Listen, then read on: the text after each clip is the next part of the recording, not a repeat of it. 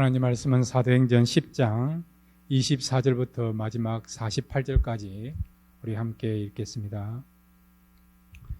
이튿날 가이사라에 들어가니 고넬료가 그의 친척과 가까운 친구들을 모아 기다리더니 마침 베드로가 들어올 때에 고넬료가 맞아 발 앞에 엎드려 절하니 베드로가 일으켜 이르되 일어서라 나도 사람이라 하고 더불어 말하며 들어가 여러 사람이 모인 것을 보고 이르되 유대인으로서 이방인과 교제하며 가까이 하는 것이 이법인 줄은 너희도 알거니와 하나님께서 내게 지시하사 아무도 속되다 하거나 깨끗하지 않다 하지 말라 하시기로 부름을 사양하지 아니하고 왔노라.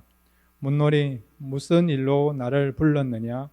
고넬료가 이르되 내가 나흘 전 이맘때까지 내 집에서 제곳이 기도를 하는데 갑자기 한 사람이 빛난 옷을 입고 내 앞에 서서 말하되 고넬료야, 하나님이 내 기도를 들으시고 내 구제를 기억하셨으니 사람을 요빠에 보내어 베드로라 하는 시몬을 청하라. 그가 바닷가 무두장이 시몬의 집에 유숙하니라 하시기로 내가 고 당신에게 사람을 보내었는데 오셨으니 잘하였나이다. 이제 우리는 주께서 당신에게 명하신 모든 것을 듣고자 하여 다 하나님 앞에 있나이다. 베드로가 입을 열어 말하되 내가 참으로 하나님은 사람의 외모를 보지 아니하시고 각 나라 중 하나님을 경외하며 의를 행하는 사람은 다 받으시는 줄 깨달았도다.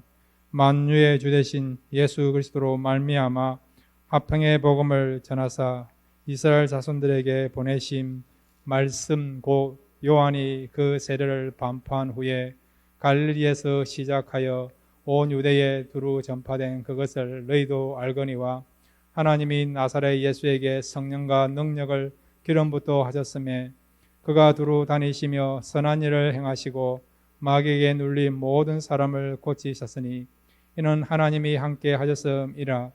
우리는 유대인의 땅과 예루살렘에서 그가 행하신 모든 일의 증인이라. 그를 그들이 나무에 달아 죽였으나 하나님이 사흘 만에 다시 살리사 나타내시되 모든 백성에게 하신 것이 아니요 오직 미리 택하신 증인 고 죽은 자 가운데서 부활하신 후 그를 모시고 음식을 먹은 우리에게 하신 것이라. 우리에게 명하사 백성에게 전도하되 하나님이 살아있는 자와 죽은 자의 재판장으로 정하신 자가 곧 이 사람인 것을 증언하게 하셨고 그에 대하여 모든 선지자도 증언하되 그를 믿는 사람이 다 그의 이름을 힘입어 죄 사함을 받는다 하였느니라. 베드로가 이 말을 할 때에 성령이 말씀 듣는 모든 사람에게 내려오시니 베드로와 함께 온 할례 받은 신자들이 이방인들에게도 성령 부어주심으로 말미암아 놀라니 이는 방언을 말하며 하나님 높임을 들을림이러라. 이에 베드로가 이르되 이 사람들이 우리와 같이 성령을 받았느니라. 누가 능히 물로 세례 베품을 금하려 하고 명하여 예수 그리스도의 이름으로 세례를 베풀라 하니라. 그들이 베드로에게 며칠 더 머물기를 청하니라. 아멘. 같이 기도하시겠습니다. 하나님, 이 밤에 말씀 듣기를 원합니다. 말씀 들었을 때에 오늘 고넬료 가정에 성령이 임한 것처럼 이 자리에 성령이 임함으로 다시 성령 충만함을 경험하는 귀한 시간 되게 하여 주옵소서. 그렇게 하실 줄로 믿습니다. 예수님의 이름으로 기도드렸습니다. 아멘. 할렐루야. 이 밤에 성령 충만을 경험하시고 돌아가시는 복된 시간 되시기를 바랍니다. 오늘 본문의 내용은 베드로가 고넬료의 집에서 온 사람들과 함께 고넬료의 집에 가서 복음을 전하고 난 뒤에 그 복음을 들은 고넬료의 집안의 모든 사람들이 성령을 경험하는 놀라운 일이 나타난 그런 사건이 나타난 그런 본문이 오늘 이 사도행전 우리가 지금 10장 24절부터 48절까지 읽은 내용입니다. 그래서 오늘 이 고넬료 가정에 성령이 임한 것처럼 저와 여러분도 어떻게 하면 성령이 임할 수 있는가 그 말씀을 우리가 붙잡고 그 말씀을 사모함으로 오늘 이 시간 우리 모두가 다시 한번 성령 충만함을 경험하는 귀한 시간 되시기를 바랍니다. 첫 번째로 한번 따라해 주시기 바랍니다. 이해되지 않아도 순종해야 한다. 오늘 우리가 성령 충만함 받기 위해서 먼저 생각하기를 원하는 말씀은 이해되지 않아도 순종해야 한다는 거예요, 여러분. 지난 시간에도 순종은 반드시 해야 된다고 말씀드렸습니다. 그런데 우리가 행해야 될 순종 가운데 대부분 순종은요, 이해되거나 납득이 되지 않는데도 하나님은 우리에게 그것을 순종하라고 요구하는 경우 있습니다. 그럼 어떻게 하시느냐? 이 말씀을 하시는 분이 하나님이시니까 하나님을 믿고 하나님 말씀대로 순종할 수 있는 그런 저와 여러분 되시기를 바랍니다. 노아를 한번 보세요. 하나님이 노아에게 주신 순종에 대한 내용이 뭡니까? 방주를 만드는 거잖아요. 방주를. 그 당시 시대는요, 비가 한 번도 내리지 않은 시대입니다. 비 자체를 구경하지 못한 그런 시대예요. 그런 시대에 여러분, 방주를 만들라, 그런 하나님의 미션, 하나님의 순종이 이해됩니까? 그런데 노아는 어떻게 합니까? 하나님 말씀하시니까 하나님 말씀대로 120년 동안 수고해서 방주를 만들지 않습니까? 아브라함도 마찬가지예요. 하나님께서 아브라함에게 너희 아들을 나에게 바치라고 그렇게 명령하지 않습니까? 어떻게 하나님께서 사람을 번제로 드리라고 하는 다른 부족들이 하는 그 인신제사를 요구하고 있는가? 우리 하나님은 결코 사람을 제물 내서 제사를 받으시는 분이 아님에도 불구하고 그것도 지금 나에게 가장 소중한 독자를 하나님께서 바치려고 하는데 이런 명령을 순종하기가 쉽지 않은 순종 아닙니까? 도저히 평소에 알고 있는 하나님하고는 전혀 다른 그런 내용을 가지고 이 아브라함에게 순종을 요구하고 있지 않습니까? 도저히 이해할 수 없는, 납득될 수 없는, 받아들일 수 없는 그런 명령이었고 순종임에도 불구하고 아브라함은 어떻게 했습니까? 그대로 순종하지 않습니까? 마리아를 한번 보세요. 어느 날 천사가 나타나가지고요, 네가 아이를 낳을 것이다. 그런데 너의 정혼자 요셉의 아이가 아니고 성령을 통해서 너가 잉태되어 아들을 낳을 것이다. 이런 천사를 통해서 수태고지에 대한 그런 명령을 받았습니다. 여러분이 마리아 같으면 그걸 수용하겠습니까? 나는 도저히 그런 명령, 그런 순종할 수 없습니다. 만약에 그 순종을 하다가 사람들이 알게 되면 손가락질을 하지 않겠습니까? 음행을 저지른 여인이라고 그렇게 사람들이 비난하지 않겠습니까? 돌에 맞아 죽을 수도 있는 일 아닙니까? 얼마든지 나는 그 순종 받아들일 수 없습니다라고 거부할 수 있는 상황임에도 불구하고 마리아는 어떻게 합니까? 말씀대로 될지어다. 이해 안 되고 이성적으로 납득될 수 없는 그런 순종이었지만은 마리아는 어떻게 합니까? 그대로 받아들이지 않습니다. 그러므로 때로는 하나님 우리에게요 순종을 요구하는데 우리의 이성으로 합리적으로 때로는 과학적으로 도저히 받아들일 수 없는 그런 내용도 우리에게 말씀하시면서 순종하러 요구하십니다. 그럴 때 여러분 이 순종을 요구하시는 분이 하나님이니까 하나님은 참이시고 진리시고 거룩하시고 어려운 분이시고 우리를 생명의 길로 축복의 길로 구원의 길로 인도하시는 분이기 때문에 그 하나님을 믿으시고 하나님이 여러분에게 순종을 요구한다면 이해되지 않는 부분이라 하더라도 그대로 순종할 수 있는 그런 저와 여러분 되시기를 바랍니다. 오늘 본문을 보면 이 베드로가요 지금 고넬료 집에 가서 이 고넬료의 가족들을 만나는 이 순종을 하고 있는데 이 부분에 대해서 지금 내가 무엇 때문에 무슨 목적을 가지고 이 집에 가야 되는가 이해를 하지 못한 가운데도 순종하고 있는 것을 보게 됩니다. 자, 오늘 성경 여러분 사도행전 10장 28절에서 29절을 같이 읽겠습니다. 시작. 이르되 유대인으로서 이방인과 교제하며 가까이 하는 것이 이 법인 줄은 너희도 알거니와 하나님께서 내게 지시하사 아무도 속되다 하거나 깨끗하지 않다 하지 말라 하시기로 부름을 사용하지 아니하고 왔노라. 묻노니 무슨 일로 나를 불렀느냐. 예, 무슨 일로 나를 불렀느냐. 이 고넬료 집에 왔지만은 이유도 모르고요, 목적도 모르고 하나님이 그냥 가라고 하니까, 고넬료 집에서 사람이 오면 영접하고 그들과 함께 고넬료 집으로 가라고 명령하시니까, 이런 순종을 하라고 하나님이 요청하시니까, 명령하시니까, 요구하시니까 이유도 모르고요, 지금 고넬료 집에 오게 된 것입니다. 율법에 보면 이방인에 대해서 식사도 하지 말고 교제도 하지 말고 그런 내용은 없어요. 율법에 보면 여러분 이방인을 차별하라 그런 내용이 없습니다. 그런데도 그 당시 유대인들은 어떻게 했느냐? 이방인에 대해서 차별을 했습니다. 그리고 그들은 구원받을 사람이 아니라고 생각한 겁니다. 유대인들만 구원받을 거라고 생각한 것이죠. 그리고 유대인들은 어떻게 하느냐? 이방인들하고 교제도 안 해요. 식사도 안 합니다. 자리도 같이 앉지 않습니다. 율법에는 이런 내용이 없지만은, 그러나 그들의 전통이 그렇다는 거예요. 전통. 특별히 장래 유전이라고 하는 그런 전통을 따랐던 것이죠.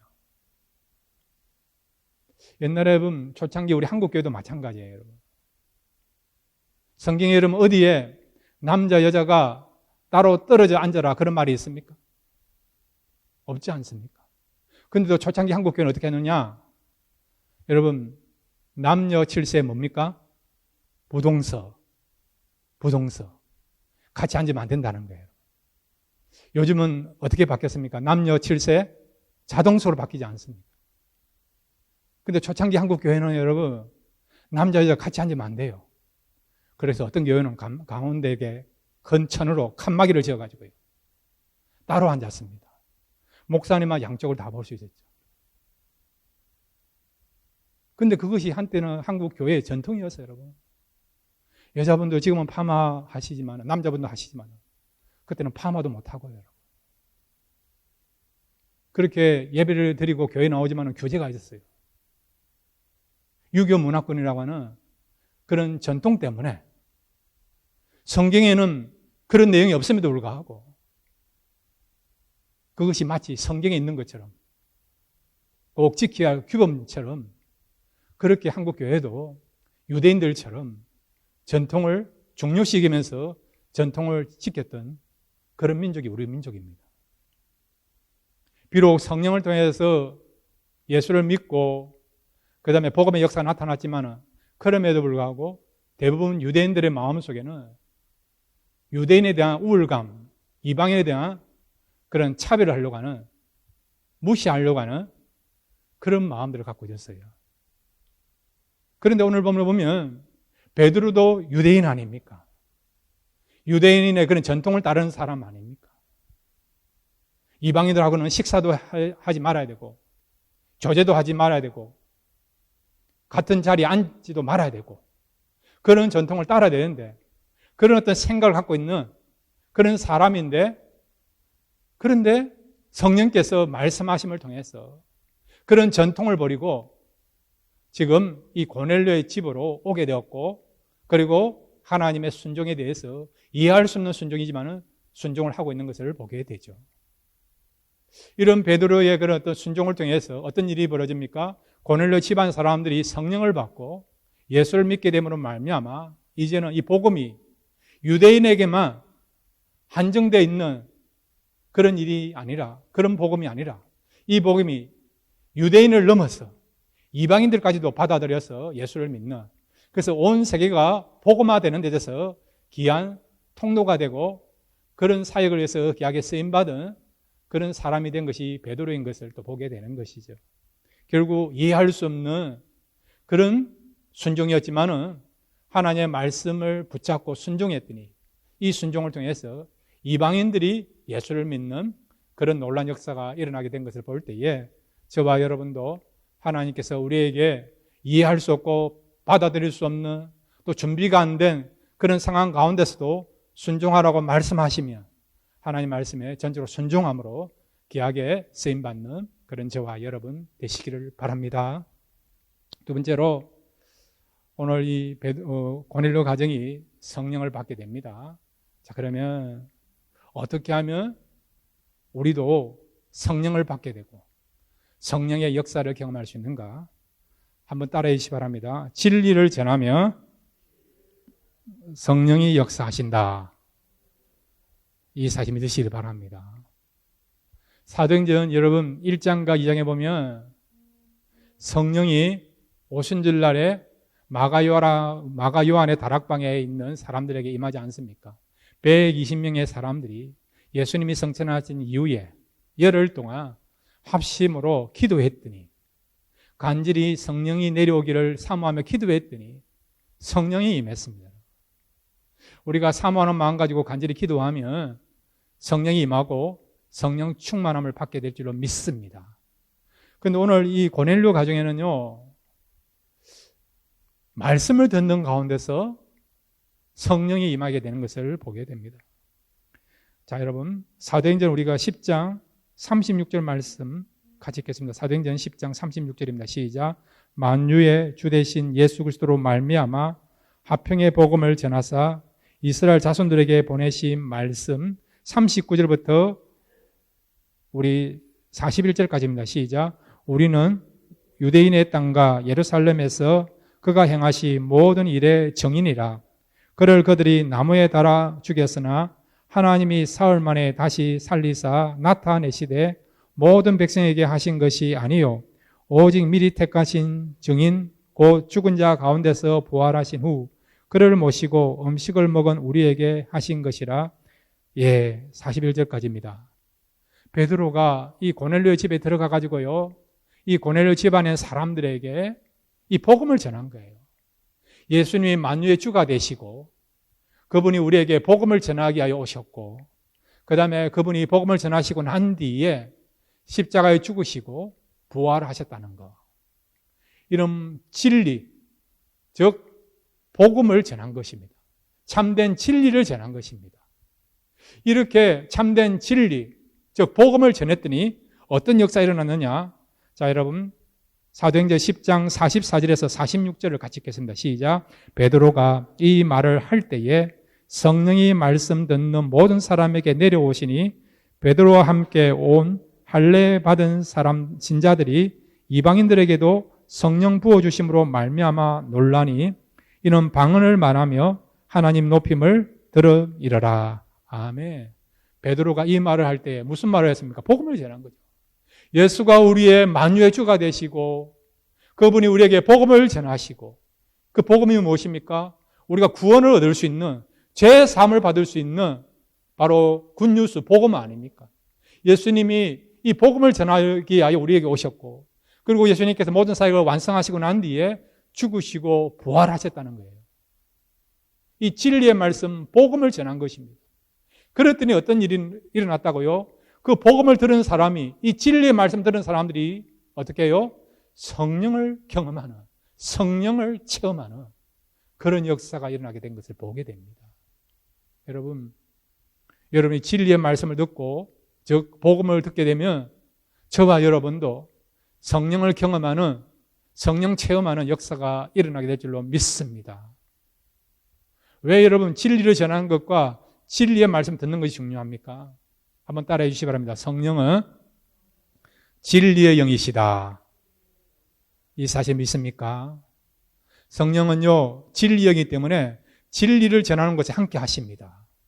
그리고 여러분이 진리의 말씀을 들으면요, 진리의 성령이 함께 하심으로 성령을 체험하는, 성령의 강력한 역사를 경험하는 일이 일어나게 되는 것입니다. 그래서 우리가 진리를 전하는 것과 진리의 말씀을 듣는 것이 너무 중요하다는 거죠. 그래서 성령께서 우리에게 진리를 알게 하시고 그 다음에 진리 가운데 함께 하시고 역사하심을 통해서 이 진리를 전하는 자나 또 진리의 말씀을 듣는 자에게 우리 모두가 성령을 체험하는 그런 역사가 일어나게 될 줄로 믿습니다.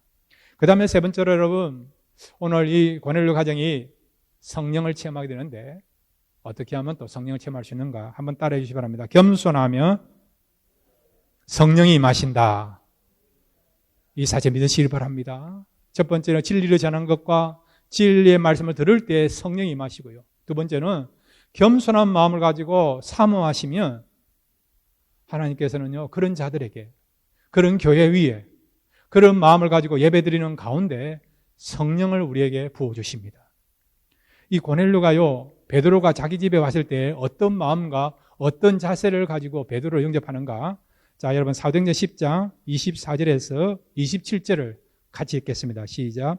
이튿날 가이사야에 들어가니 고넬료가 그의 친척과 가까운 친구들을 모아 기다리더니 마침 베드로가 들어올 때에 고넬료가 맞아 발 앞에 엎드려 절하니 베드로가 일으켜 이르되 일어서라 나도 사람이라 하고 더불어 말하며 들어가 모든 사람이 모인 것을 보고 아멘.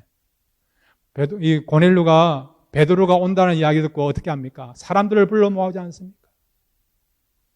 이번이 마지막 기회라 생각하고 절의 기회라 생각하고 이번 기회를 놓치면 안 되니까 이 귀한 말씀을 들어야 되니까 이 구원의 말씀, 진리의 말씀, 생명의 말씀 들어야 되니까 내 혼자 듣기는 아까우니까 그래서 주변의 친척들과 아는 사람들, 친구들을 불러 모아지 않습니까? 말씀을 사모하는 갈급하게 여기는 마음 가지고 사람들 초청해서 그 집에 모이게 해서 말씀을 들을 수 있는 그런 환경을 만들지 않습니까? 그 다음에 이제 말씀을 전할 베드로가 왔습니다. 어떻게 합니까? 자신이 직접 나와가지고요 엎드리면서 절을 하지 않습니까? 이 고넬료가 어떤 사람입니까? 로마 군대 백부장이에요. 백부장 여러분. 나름대로 이렇게 그 사회에서는 인정받는 지위가 있는 그런 사람이에요, 여러분. 근데도 어떻게 고넬료가 베드로가 왔을 때에 마치 왕을 대하는 그런 마음을 가지고 엎드리며 절을 할 수 있습니까? 마치 아브라함이 자신의 집에 하나님이 찾아오실 때에 아브라함이 취한 자세를 지금 고넬료가 취하지 않습니까? 또 고넬료는 어떤 사람입니까? 로마 군대 백부장이에요, 여러분. 그 당시 시대는 로마로 통하는 시대입니다. 지금의 미국보다도 더 강력하게 세상을, 세계를 주름잡았던 나라가 로마 아닙니까? 모든 것이 로마로 통한다라고 알고 있지 않습니까? 그리고 지금 이스라엘 나라는 로마의 식민지 치하에 있어요, 여러분. 베드로는 식민 치하에 있는 그런 사람입니다. 그리고 이 고넬료는요, 그 식민지 치하에서 점령군에 해당되는 사람이에요, 여러분. 얼마든지 베드로를 무시할 수 있습니다. 세상적으로 권력과 힘과 그런 어떤 파워를 갖고 있는 사람이 이 고넬료입니다, 여러분. 그럼에도 불구하고 베드로가 갔을 때 어떻게 합니까? 그런 사회적인 신분, 그런 거 다 내려놓고 정말 겸손한 마음을 가지고 베드로를 영접하고 그리고 엎드리면서 절을 하지 않습니까? 그가 지금 어떤 중심을 가지고 어떤 마음을 가지고 베드로를 맞이하면서 최고의 그런 어떤 의전을 갖추면서 베드로를 영접하고 있습니까? 그것은 바로 이 고넬료는요, 영적인 권위를 인정하고 있는 거죠. 비록 자신은 세상에서 어느 정도 인정받는 지위가 있는 그런 사람이지만은 영적인 세계는 어린아이에 불과하다는 거죠. 가장 약한 자라는 것입니다. 그러나 베드로는 영적으로 하나님께 쓰임받고 있는 그런 사도이고 종인 것을 알고 있죠, 여러분. 그리고 이 베드로는요, 정말 주님과 함께 했던 사람이고, 그리고 또한 주님의 그런 사역을 또 나타내는 그런 사람 아닙니까? 이런 베드로의 영적인 권위를 알고 있기 때문에 또 영적인 세계가 소중한 것을 알고 있기에 이 고넬료는 영적인 권위에 지금 굴복하면서 그리고 또한 온전히 베드로를 영접하려고 하고 그 발에 엎드리면서 절을 하는 그런 자세를 취하게 된 것을 보게 되죠. 그리고 이 고넬료는요, 세상적인 것에 대한 욕심보다도 바로 하나님 주시는 구원과 하나님 주시는 은혜와 또 영적인 그런 축복을 누리기를 원하는 그런 간절함과 그리고 영적인 것에 대한 소중함을 갖고 있는 사람입니다. 그러기에 이 고넬료는 베드로가 왔을 때에 베드로를 극진하게 대접하고 영접하고 또한 겸손한 마음을 가지고 그리고 그를 지금 대하고 있는 것을 보게 되는 것이죠. 이런 겸손한 마음과 자세가 준비되어 있었기 때문에 성령의 역사가 나타나게 되는 것을 보게 됩니다. 여러분, 하나님은 겸손한 자를 가까이 하십니다. 겸손한 자에게 은혜를 베풀어 주십니다. 여러분, 교만하면요, 그때부터 은혜가 임하지 않아요. 교만이 뭔지 아십니까? 하나님 없이도, 하나님 도와주지 아니해도, 하나님이 지혜를 우리에게 부어주지 아니해도 내 능력으로, 내 실력으로 살아갈 수 있다. 그런 마음을 갖고 있는 그 자세가 여러분, 교만입니다. 교만. 그래서 하나님은 겸손한 자를 가까이 하시고 교만한 자를 물리치신다고 말씀하고 있는 것이죠. 그리고 거만함은 넘어짐의 앞잠이라고, 패망의 선봉이라고 말씀하고 있지 않습니까? 그러므로 여러분, 나마다 겸손하시기를 바랍니다. 겸손의 진정한 마음의 자세는 무엇입니까? 그 뜻은 무엇입니까? 나는 하나님의 은혜 없이는 살 수 없습니다. 나는 연약합니다. 하나님이 도와주셔야 됩니다. 날마다 하나님께서 나를 지켜주셔야 됩니다. 나는 하루하루 하나님의 은혜로 살아갑니다. 이런 마음을 가지고 살아가는 그 중심이 여러분 겸손인 것입니다.